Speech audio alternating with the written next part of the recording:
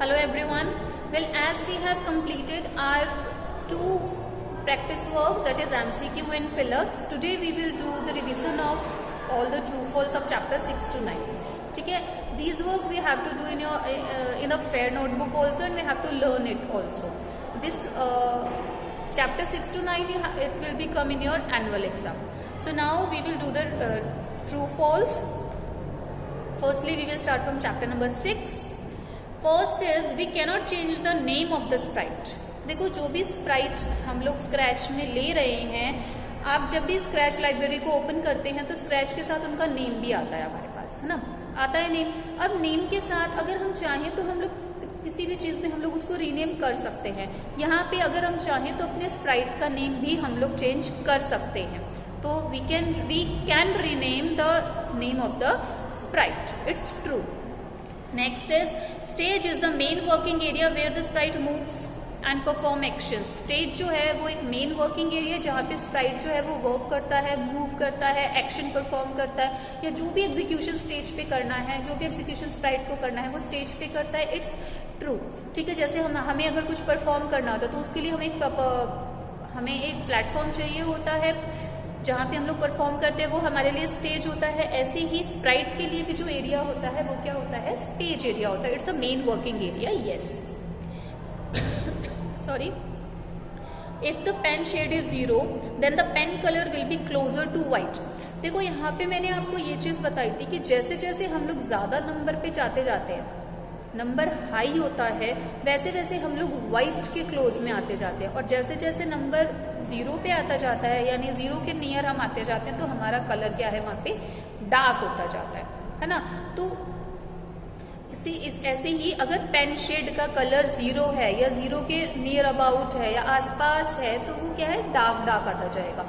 अगर हमें व्हाइट के अप्रॉक्स लेना है तो हमें 100 पे लेके आना है। तो अगर पेन शेड 0 है तो वो व्हाइट के अप्रॉक्स नहीं होगा, it will B false. Next is the scratch stage is 480 pixel wide and 360 pixel high. जब भी हम कोई काम करते हैं, हम लोग स्टेज पे परफॉर्म करते हैं। हर जो स्टेज होता है, फिजिकली भी अगर हम कोई कहीं स्टेज लगा रहे हैं तो हम क्या है, प्रॉपर मेजरमेंट लेते हैं कि हमारा कितना बड़ा हॉल है, कितना वहाँ पे ऑडियंस आएगा, या फिर कितने ऑडियंस ने आना है, कहाँ कहाँ हमारा स्टेज का कितना वाइड हमारा स्टेज होना चाहिए, है ना। अब ऐसे ही क्या होता है, स्क्रैच में भी जो स्टेज है उसका एरिया फिक्स होता है, कितना वो वाइड होगा या कितना वो हाई होगा। तो उसकी जो वाइडनेस है, जो वो वाइड है, वो होगा 480 पिक्सल, एंड जितना वो हाई होगा वो होगा 360 pixel. It's true. Next is view full screen button is present on the top right corner. No, view full screen जिससे कि हम स्टेज एरिया को पूरा फुल व्यू कर सकते हैं, वो होता है हमारा टॉप लेफ्ट कॉर्नर पे। So it will be false. Paint editor window allows us to create a new sprite on the stage. It's true. Paint editor से हम लोग न्यू स्प्राइट बना सकते हैं, खुद बना सकते हैं। जैसे हम लोग स्प्राइट लाइब्रेरी से हम लोग स्प्राइट्स को ऐड करते हैं, ऐसे ही हम चाहें तो हम खुद भी बना सकते हैं। Now next is by default PowerPoint application opens with title slides as the first slide.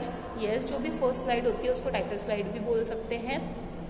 PowerPoint में जो फर्स्ट स्लाइड आती है, that is on starting PowerPoint of then presentation slide 1 appears on the screen. जब भी हम लोग PowerPoint को open करते हैं, हाँ जी, तो स्लाइड 1 जो भी प्रेजेंटेशन है, वो हमारी जो भी स्लाइड्स आती हैं वो हमारी स्लाइड 1 के नेम से ही आएगी। ठीक है, जो फर्स्ट स्लाइड आएगी वो स्लाइड 1 के नेम से आएगी। रीनेम हम बाद में कर लेंगे उसको, बट बाय डिफॉल्ट वो किससे आती है, स्लाइड 1 से। You can save your presentation by using Ctrl+S की कॉम्बिनेशन। जब हम प्रेजेंटेशन को सेव करते हैं तो सेव करने के लिए उसका जो शॉर्टकट की होती है वो Ctrl+S होती है। और सिर्फ प्रेजेंटेशन को नहीं, किसी भी चीज को हम कहीं पे भी सेव कर रहे हैं, वर्ड में कर रहे हैं, एक्सेल में कर रहे हैं, तो जो शॉर्टकट की यूज होती है that is Ctrl+S। To close PowerPoint application click on the file tab and then close option. Yes, it's true.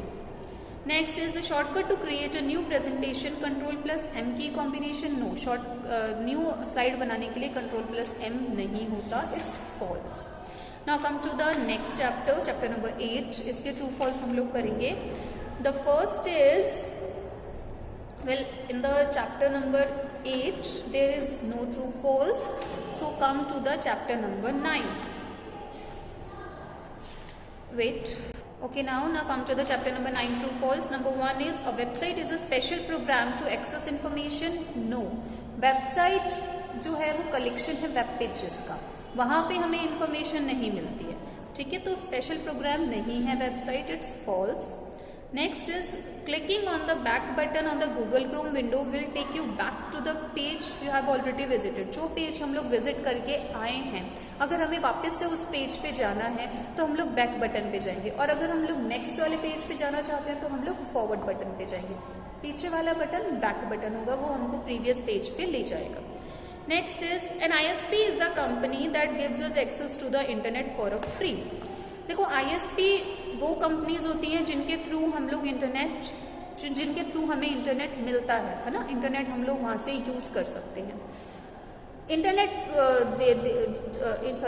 को यूज करने के लिए वो हमसे क्या है, उसके लिए फी लेते हैं. फ्री हमको आजकल कोई फैसिलिटी नहीं मिलती है, तो इंटरनेट के लिए भी हमको फी पे करना पड़ता है. तो ISP इंटरनेट सर्विस प्रोवाइडर्स वो हैं जिनके थ्रू हमें क्या होता है, नेट कनेक्शन मिलता है.